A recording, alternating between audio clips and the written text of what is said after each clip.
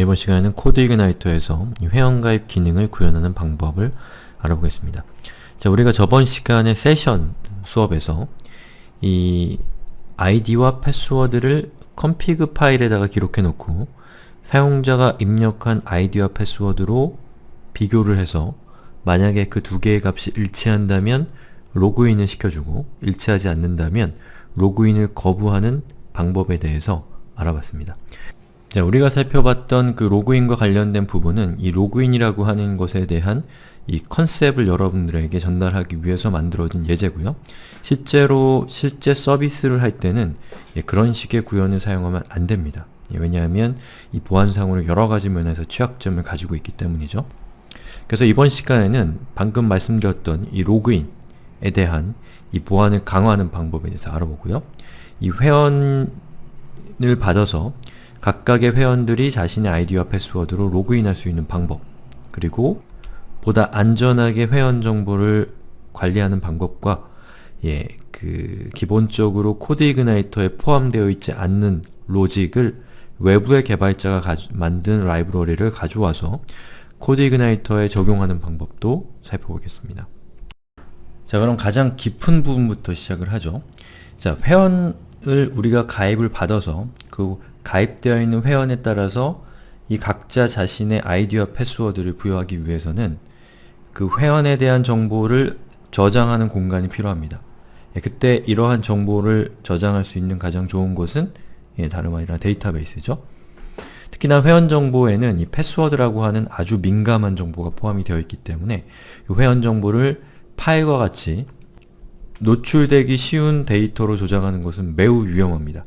데이터베이스 같은 경우는 데이터베이스가 독자적인 인증 체계를 가지고 있기 때문에 여러분이 파일로 정보를 보관하는 것보다 더욱더 안전하게 정보를 보관할 수 있다는 장점을 가지고 있죠.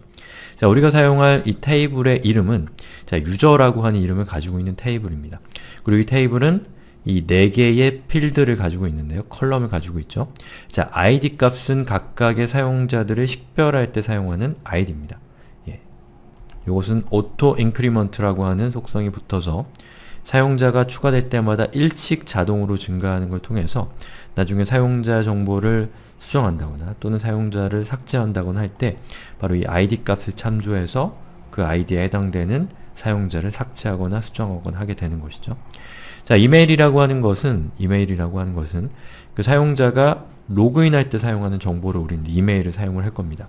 그리고 이 이메일은 그 서비스 전체에서 각각의 사용자가 유일무이하게 하나씩만 가지고 있는 이 유니크한 값이어야 되기 때문에 자, 유니크 키라고 하는 그 인덱스를 부여를 해서 이메일을 더 빠르게 검색할 수 있고, 그리고 그 이메일의 값이 이 유저라고 하는 테이블 전체에서 유일무이하다는 것을 보장할 수 있는 기능이라고 할 수가 있죠. 유니크 키라고 하는 것이. 자, 패스워드를 받는데요. 이 패스워드는 그 데이터 타입으로 바차를 쓰고 255를 썼습니다. 왜냐하면 패스워드를 우리가 평문, 즉 제가 만약에 1111이라고 하는 16개의 패스워드를 사용을 하는 사용자라고 한다면 그것이 평문으로 16개가 저장되는 것이 아니라 암호화된 방식으로 저장을 하기 때문에 데이터가 훨씬 더 길어집니다.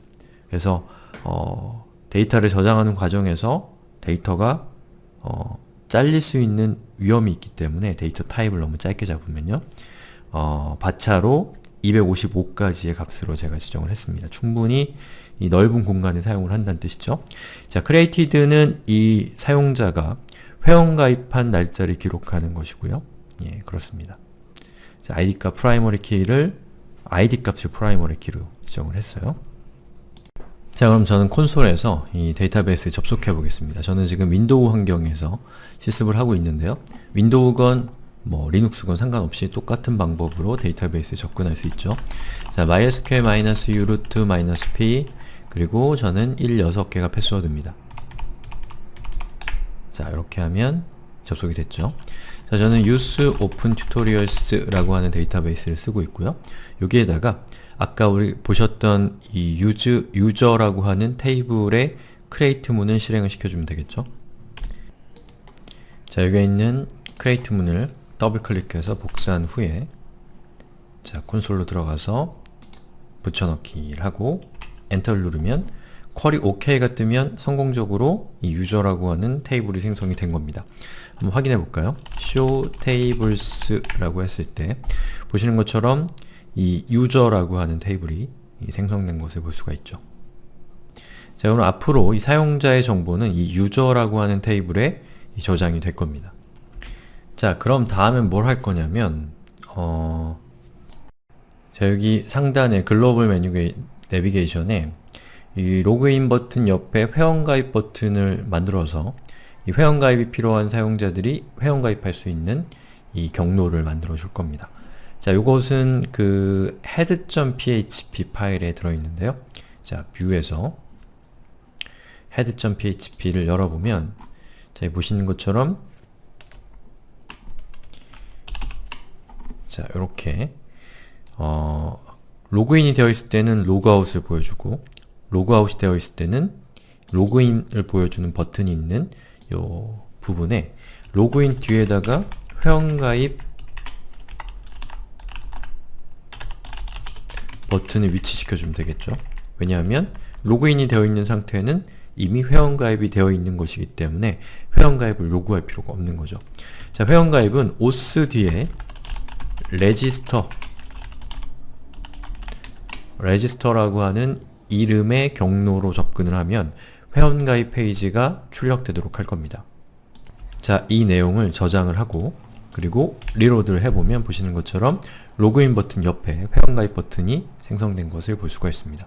자, 여기서 회원가입 버튼을 이렇게 누르면 존재하지 않는 페이지라고 뜨죠? 왜냐하면 아직 OS라고 하는 컨트롤러 밑에 레지스터라고 하는 메소드가 정의되어 있지 않은 상태이기 때문입니다. 자, 그러면 자, 애플리케이션 폴더 밑에 컨트롤러스 폴더 밑에 os.php라는 이 파일을 열고요. 자, authentication이라고 하는 것이 있고 로그인, 로그아웃이 있는데요. 그 중에서 뭐 로그아웃 뒤에다가 적당한 위치에다가 자, 저는 펑션 register라고 하는 이름의 메소드를 생성을 해주겠습니다. 그러면 코드이그나이터가 알아서 이 OS의 register라는 패스로 접근한 사용자를 저 register라고 하는 메소드로 라우팅 해주는 거죠. 자, 테스트 이렇게 해서 저장을 한 다음에 자, 리로드를 해보면 보시는 것처럼 테스트라는 메시지가 잘 떴죠. 자, 그러면 기본적으로 이 register라고 하는 이 페이지에 골격을 만들어주죠. 우선 헤더와 푸터가 필요하잖아요. 그러니까 위쪽에 있는 아무거나 카피해서 이렇게 붙여넣기 한 다음에 그 중앙에 있는 부분은 이렇게 코멘트 처리를 하고 리로드를 해보면 보시는 것처럼 이 웹페이지가 기본적인 이 공통된 웹페이지가 만들어집니다. 자, 그럼 여기에 들어가는 내용을 만들면 되겠죠? 자, 여기에 들어가는 내용은 자, 뷰에 thisload 뷰를 해서 register라고 하는 이름의 뷰 파일을 로드해서 저곳에 위치를 시킬 겁니다. 자, 그러면 이 register라고 하는 것을 뷰를 로드하기 위해서는 자, views라고 하는 디렉토리 밑에 register.php라는 파일을 만들어야 되죠. 자, 그러면 그 파일을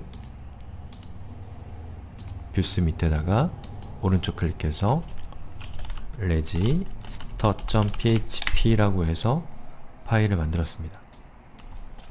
자, 방금 문제가 있었는데 여러분들 문제가 없었을 겁니다. 자, register라는 파일을 만들었고요. 자, 이 파일이 잘 동작하는지 확인하기 위해서 자, 이렇게 테스트를 여기다가 추가시키고 잘 출력되는 걸 보니까 로드가 잘 된 것 같습니다. 자, 그럼 여기다가 우리가 사용자의 닉네임, 이메일, 패스워드, 그리고 패스워드 확인 정보를 사용자가 입력할 수 있는 뷰 페이지를 만들어야겠죠? 자, 이거 다 타이핑하는 거는 별로 가치가 없기 때문에 제가 미리 준비한 내용을 여기다가 붙여넣기를 하겠습니다. 자, 우리 소스에 여기 보면은 자, 회원정보 입력 뷰 생성이라고 하는 부분 있죠? 이걸 카피해서 여러분도 붙여넣기 하시면 됩니다. 자, 그럼 여기서 몇 가지 중요한 건 아니지만 자, 제가 한번 이걸 출력을 해볼게요. 우선은 자, 보시는 것처럼 사용자의 이메일, 닉네임, 비밀번호 확인을 화면 가운데다가 위치시킨 것을 볼 수가 있죠. 자, 이걸 센터 정렬한 것은 자, 보시는 것처럼 요 div 엘리먼트를 이렇게 3개를 정의를 하는 겁니다. 하나, 둘, 세 개. 그리고 가운데 있는 div에 실제로 폼과 관련되어 있는 정보가 들어갑니다. 그리고 각각의 요 세 개의 div마다 이 트위터 부트스트랩은 화면을 12등분하기 때문에 각각을 4칸씩을 배정을 하게 되면 가운데 있는 폼 부분이 센터 정렬이 되는 거죠.